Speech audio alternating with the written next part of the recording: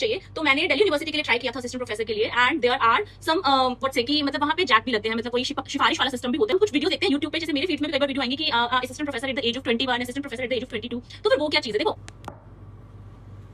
Hello everyone, कैसे हो आप सब। मैं हूँ लेक्चरर आशी गुप्ता और आप सुन रहे हो गुप्ता जी करियर गाइडेंस को। आज मैं आप लोगों के साथ बात करूंगी कि असिस्टेंट प्रोफेसर कैसे बनते हैं। देखो, अगर आपने किसी भी कोर्स के अंदर ग्रेजुएशन किया है, B it arts, B it commerce और बी इट साइंस, आपने किसी के अंदर भी ग्रेजुएशन किया है, तो उसके बाद आपको असिस्टेंट प्रोफेसर बनने के लिए मास्टर्स करनी होगी। मास्टर्स करने के बाद आपको कंपलसरी है CSIR नेट क्वालिफाई करना होगा। बिना नेट क्वालिफाई करे आप असिस्टेंट प्रोफेसर के लिए एलिजिबल नहीं होते। केस 2 के अंदर ये भी अलाउड है कि अगर आपने PhD करा है आफ्टर योर मास्टर्स, तो भी आप असिस्टेंट प्रोफेसर के लिए एलिजिबल हो। मतलब आपके पास PhD या नेट में से एक चीज होनी चाहिए। जनरली आपको PhD में एडमिशन नेट और GRF करने के बाद ही मिलता है। ये एक एग्जाम होता है जो UGC कंडक्ट करवाती है for arts and commerce, and CSIR conduct करवाता है फॉर द साइंस स्टूडेंट्स। अगर आपने नेट प्लस GRF दोनों क्वालिफाई करा है, तो आपको स्कॉलरशिप मिलती है PhD करने के लिए। आप अपना PhD करने के बाद असिस्टेंट प्रोफेसर वाली लाइन में जाते हो। ये है एक रास्ता। दूसरा रास्ता ये है कि आपके पास GRF नहीं है, आपके पास सिर्फ नेट है। तो क्या आप सिर्फ नेट के बाद असिस्टेंट प्रोफेसर बन सकते हो? बिल्कुल। नेट आपका एक एलिजिबिलिटी क्राइटेरिया होता है असिस्टेंट प्रोफेसर बनने के लिए। आपने नेट कर लिया, उसके बाद बहुत सारे जो स्टेट पब्लिक सर्विस कमीशन होते हैं वो असिस्टेंट प्रोफेसर का एग्जाम कंडक्ट करवाते हैं। जैसे हरियाणा, राजस्थान, मध्य प्रदेश, सब पब्लिक सर्विस कमीशन का अपना अलग असिस्टेंट प्रोफेसर का एग्जाम होता है, जिसके अंदर 3 स्टेजेस होती हैं, प्रीलिम्स, मेंस और इंटरव्यू। इनको क्वालिफाई करने के बाद आप उस स्टेट के गवर्नमेंट कॉलेज के अंदर लेक्चरर और असिस्टेंट प्रोफेसर लग जाते हो। ये एक तरीका हो। इसमें सवाल ये भी आता है कि आपने नेट क्वालिफाई कर लिया है, उसके बाद आप डायरेक्टली असिस्टेंट प्रोफेसर नहीं बन सकते क्या? क्योंकि आप एलिजिबल तो हो ही गए हो, तो आप डायरेक्टली गवर्नमेंट कॉलेज के अंदर प्रोफेसर का काम नहीं कर सकते क्या? आपको किसी स्टेट पब्लिक सर्विस कमीशन का एग्जाम देना जरूरी है क्या? तो आंसर है नहीं, जरूरी नहीं है। नेट जो है वो हमारी कंट्री के अंदर एलिजिबिलिटी क्राइटेरिया डिक्लेयर किया हुआ है असिस्टेंट प्रोफेसर के लिए। तो अगर आपने नेट क्लियर किया है, मतलब आप प्रोफेसर बन सकते हो। लेकिन कैसे बन सकते हो? अगर पब्लिक सर्विस कमीशन के थ्रू नहीं बनना, तो फिर दूसरा तरीका ये है कि जो आपके गवर्नमेंट कॉलेजेस होते हैं स्टेट के अंदर, जैसे कि सपोज मैं हरियाणा से हूं, तो हरियाणा के अंदर स्टेट का गवर्नमेंट स्टेट यूनिवर्सिटी हो गई, जैसे MDU। आपको MDU में प्रोफेसर बनना है अब, तो कैसे बन सकते हो? MDU खुद अपनी वैकेंसीज निकालता है, जिसमें वो हायरिंग करता है। अलग अलग डिपार्टमेंट में प्रोफेसर की पोस्ट के लिए, असिस्टेंट प्रोफेसर की पोस्ट के लिए हायरिंग होती है। ये हायरिंग जनरली आपको डायरेक्ट इंटरव्यू के लिए अपीयर करना होता है इस हायरिंग में आपको, और वो लोग आपको शॉर्टलिस्ट करते हैं।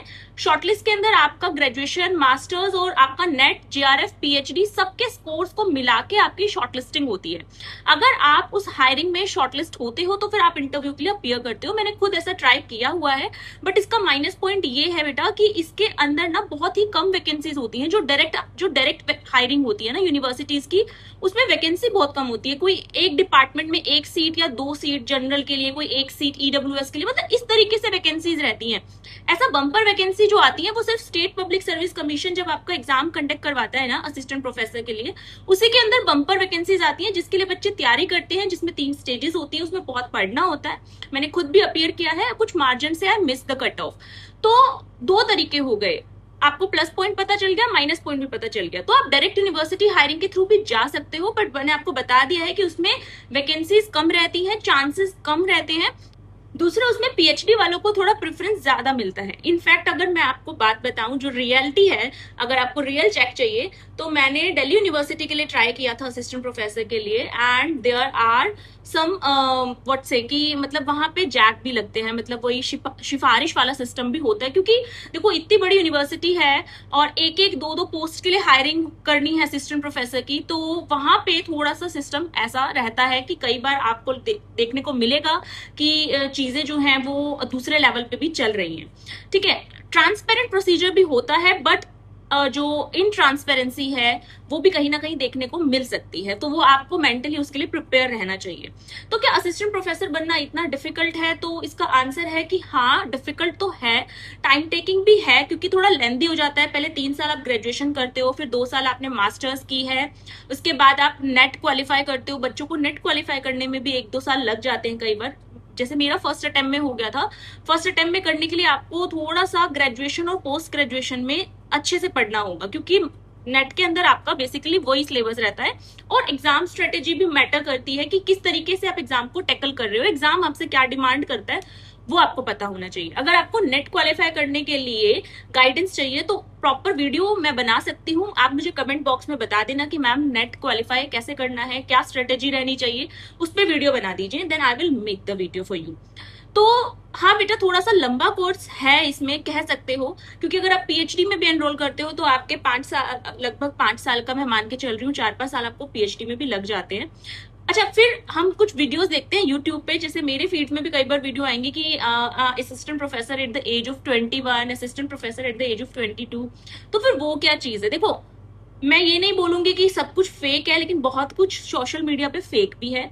सेकेंड थिंग ये है कि जो लोग दिखा रहे हैं कि they are working as an assistant professor in a government college at a very young age, उसमें ये भी एक केस हो सकता है कि may be they are working as an ad hoc lecturer, मतलब परमानेंट उनकी जॉब नहीं है, वो टेम्परेरी एडॉक गेस्ट लेक्चरर के तौर पे काम कर रहे हैं।